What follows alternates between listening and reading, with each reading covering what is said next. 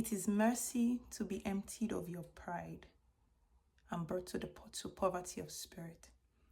Growing up, I had this mindset that, or somebody said something to me and it gave me that mindset. It kind of shaped me while I was, a teenager, that there's a consequence for everything that you do. And I took it from that perspective of judgment.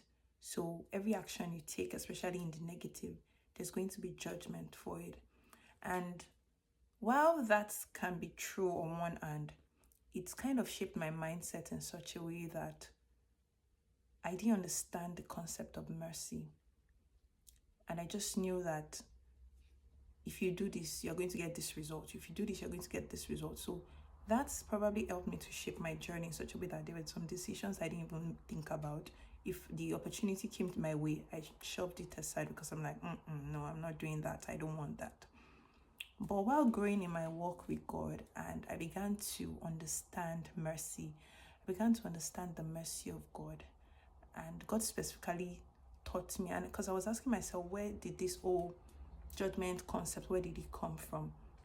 God opened my eyes to see where it was coming from, and now He taught me about His mercy. And I began to realize that the reason why all of us have the privilege of Christ is because of mercy. And if God was going to judge every single action that we all did, none of us would be here at all. So somebody else was judged for our sakes. And that's why we have the mercy that we have right now. And that's on understanding so many things about the mercy of God, even towards me as a human being. It shaped the way I began to relate with people in terms of mercy. Recently, I was studying the Beatitudes again, and I saw how the Bible mentioned, Jesus was saying, "Blessed are the merciful, for they shall obtain mercy."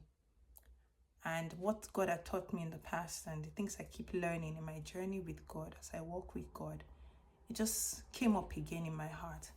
And I just realized that sometimes the reason why some of us have not experienced mercy, or we don't receive mercy in different corners, in different areas of our lives, is because we ourselves have refused to show mercy to other people.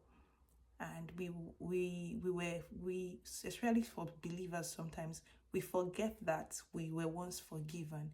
We forget that we have received mercy. That's why we're in the position that we're in right now.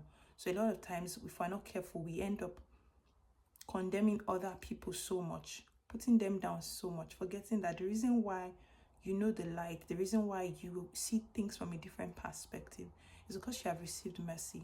An illumination has come to you, and now you know you can live a life above sin or iniquity or whatever the circumstance is that is beneath the child of God.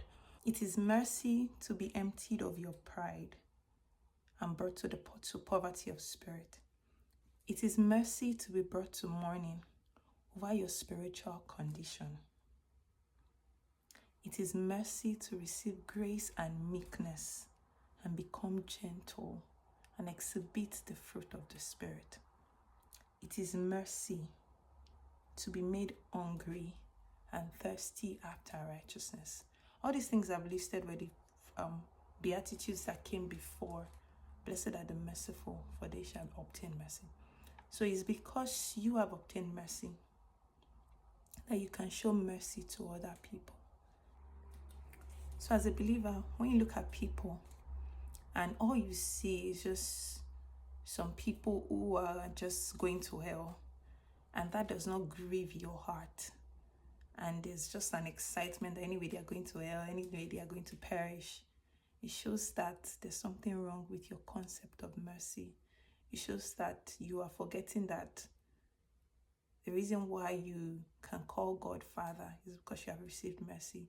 I just pray that for every single believer out there, that God will help our hearts to stay steady and fixed on what Christ has done.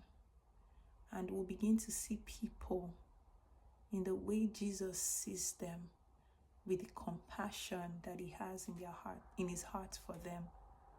And all that will spur us to do the right thing in the place of intercession, in the place of evangelism, in the place of sharing His truth, His love, His will, and the coming judgment.